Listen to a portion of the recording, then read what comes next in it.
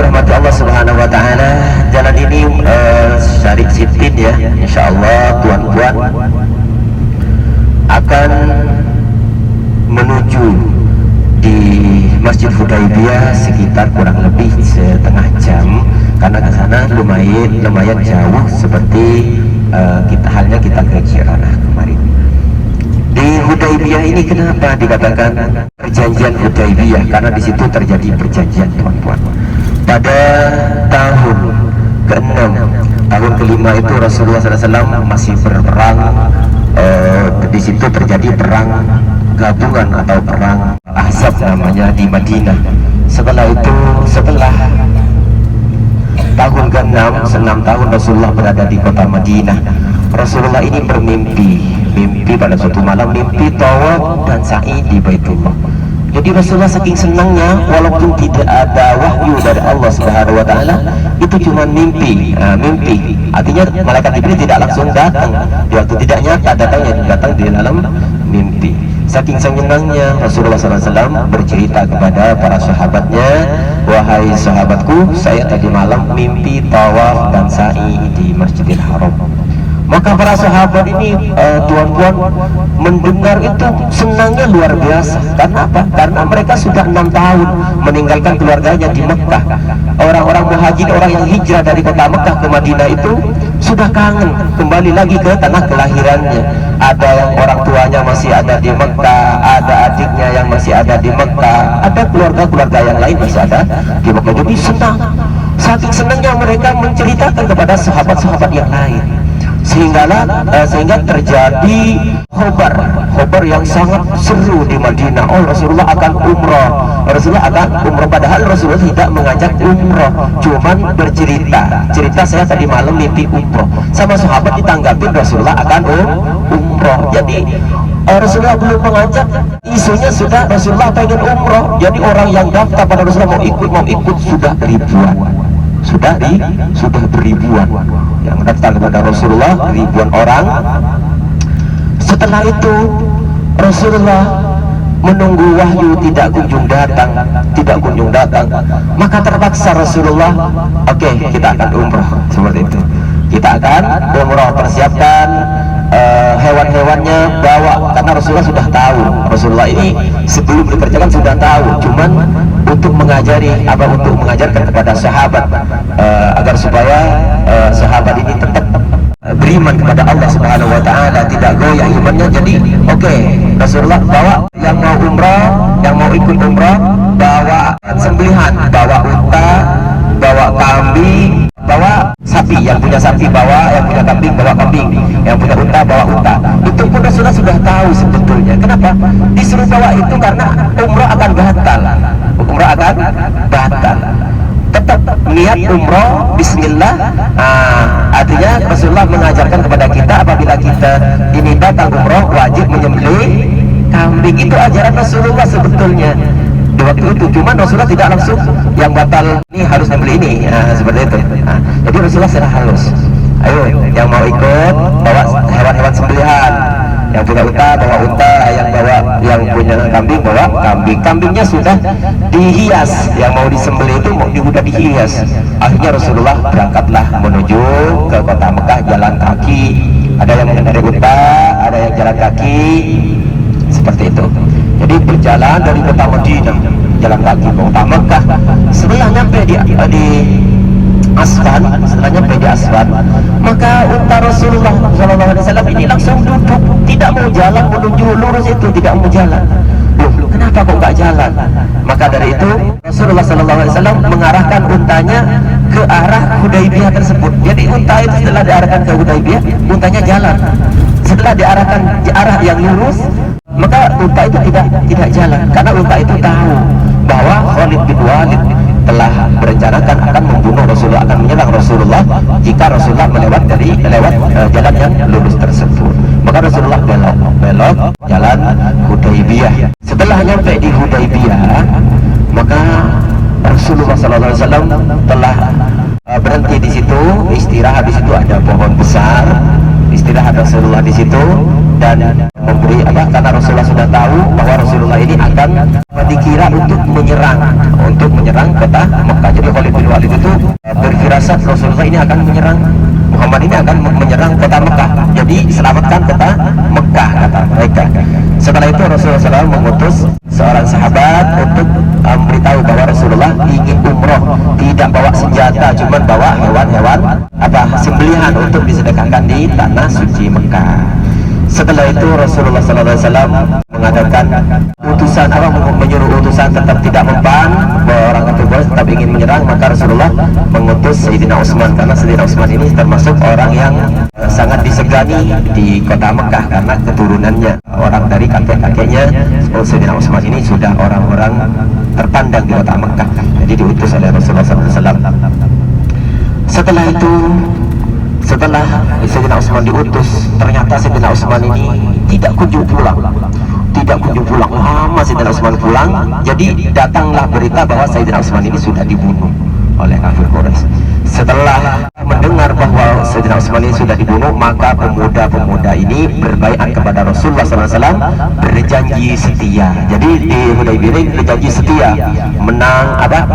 tidak akan pulang ke Madinah kecuali memenangkan peperangan kecuali bisa memenangkan peperangan, seperti itu. Jadi janjinya para pemuda seperti itu. Jadi mereka tidak akan mundur sampai perang menang. Ternyata tidak lama kemudian Sayyidina Utsman ini datang. Datang Sayyidina Utsman, ternyata khabar ini adalah khabar yang salah. Jadi Sayyidina Utsman datang, maka Sayyidina Utsman ini membawa berita bahwa akan terjadi perdamaian kalau antara umat muslimin dan kaum kafir ini. Muslimin ini bisa masuk ke kota Mekah tanpa ada pertumpahan darah, kecuali ada 4 hal yang disetujui. Maka ditanya oleh Rasulullah SAW, diajukan diminta apa saja yang akan diminta oleh orang-orang kafir Mekah tersebut. Setelah itu mengadakan perjanjian, istilahnya namanya, nanti saya bilang perjanjian seperti ini. Maka orang kafir Quraisy ini meminta umroh dibatalkan, untuk tahun ini umroh harus dibatalkan, tidak boleh masuk ke kota Mekah, harus kembali lagi ke kota Madinah. Oke, distempel oleh Rasulullah, disetujui. Oke, kita kembali.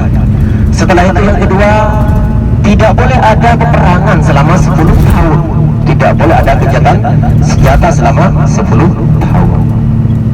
Dan maka distempel oleh Rasulullah SAW, disetujui yang kedua. Yang ketiga, kaum kafirin dan kaum muslimin, kaum kafirin dan kaum muslimin ini bebas menerima siapapun yang ingin ikut. Jadi ada orang Islam yang mau ikut, orang kafir mau masuk Kristen, silahkan ikut. Yang orang Kristen mau masuk Islam, silahkan. Tapi kalau orang seperti itu, maka di-stempel oleh Rasulullah, disetujui.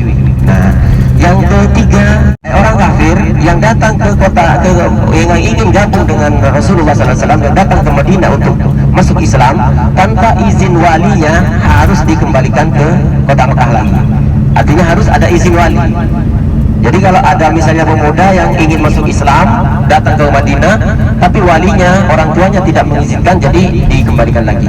Kalau orang Islam datang ke kota Mekah tanpa, walaupun tidak diizinkan walinya, maka tidak boleh dikembalikan, tidak usah dikembalikan. Artinya ini memberatkan sebelah. Kalau orang kafir masuk Islam, kalau walinya tidak ridho, harus ditolak. Kalau orang Islam masuk kafir ke kota Mekah, walaupun walinya tidak ridho, tetap harus diterima, seperti itu. Jadi tetap tapi tetap di-stempel oleh, disetujui oleh Rasulullah SAW. Setelah itu, setelah Rasulullah SAW mengadakan perjanjian seperti itu, maka para sahabat menjadi geram, kecewa. Kenapa Rasulullah main stempel saja? Kenapa nggak diperangin seperti itu kan? Karena mereka sudah berjanji ingin berperang. Setelah itu Rasulullah SAW langsung memerintahkan kepada para sahabat potonglah semua rambut kalian, dipotong. Setelah itu baru disembelih kambingnya, ada yang untanya, dagingnya disedekahkan semua, baru mereka pulang ke Madinah. Setelah itu yang keempat, mereka harus bisa boleh umroh lagi di tahun berikutnya, artinya tahun datangnya, tahun ke-7. Setelah disembelih baru pulang lagi ke ke kota Madinah, hidup di Madinah. Tidak lama di kota Madinah ini terjadi pergolakan karena janjinya tidak boleh ada gencatan senjata antara kaum kafir dan kaum muslimin di Madinah. Ternyata kaum kafir ini bikin ulah membunuh orang Islam di kota Madinah. Setelah itu maka Rasulullah SAW setelah melaksanakan umroh qadha tahun ke-7-nya, baru tahun ke-8 Rasulullah SAW, karena orang kafir Quraisy ini sudah melanggar perjanjian, tidak boleh ada gencatan senjata, ternyata mereka membunuh orang muslim. Setelah itu barulah Rasulullah SAW menyerang kota Mekah, membawa pasukan dan membebaskan kota Mekah. Alhamdulillah pada tahun ke-8 tersebut tidak terjadi pertumpahan darah di kota Mekah. Artinya orang kafir Quraisy ini lari sendiri, takut saking banyaknya umat Islam. Karena waktu itu kesempatan umat Islam untuk merekrut jamaah kaum muslimin, banyak yang bertaubat, banyak yang ikut kepada Rasulullah SAW. Setelah itu Rasulullah SAW di waktu tahun 8 Hijriah tersebut membuka kota Mekah, artinya yang dikenal dengan Fathul Mekah. Mekah dibebaskan oleh Rasulullah. Jadi di dalam Ka'bah dulu itu banyak patung, dalam Ka'bah diisi patung sama orang jahiliyah, orang kafir Quraisy. Dan juga di orang itu kalau mau tawaf, disuruh tawaf harus pakai pakaian yang telah ditentukan oleh orang kafir Quraisy. Mereka ditelanjangin, disuruh tawaf di Ka'bah. Setelah itu disuruh nyembah patung. Jadi tawaf di Ka'bah, nyembah patung seperti itu. Nah, seperti itu. Jadi setelah itu dibebaskan kota Mekah, dihancurkan semua patung-patungnya, dan semenjak itulah kota Mekah menjadi bersih seperti sampai sekarang ini. Dan orang kafir Quraisy yang berada di Mekah itu lari semuanya, ada yang lari ke kota Taif dan menyusun rencana untuk penyerangan ke kota Mekah. Maka diseranglah oleh Rasulullah SAW, terjadilah peperangan di Hunain. Setelah itu baru Rasulullah SAW habis perang menang di Hunain. Pada akhirnya Rasulullah langsung melaksanakan ibadah umroh dari Ji'rana menuju ke kota Mekah. Seperti itu. Jadilah sekedar cerita-cerita kecil, karena tuan-tuan sudah capek semua, mungkin tadi malam sudah iktikaf di masjid.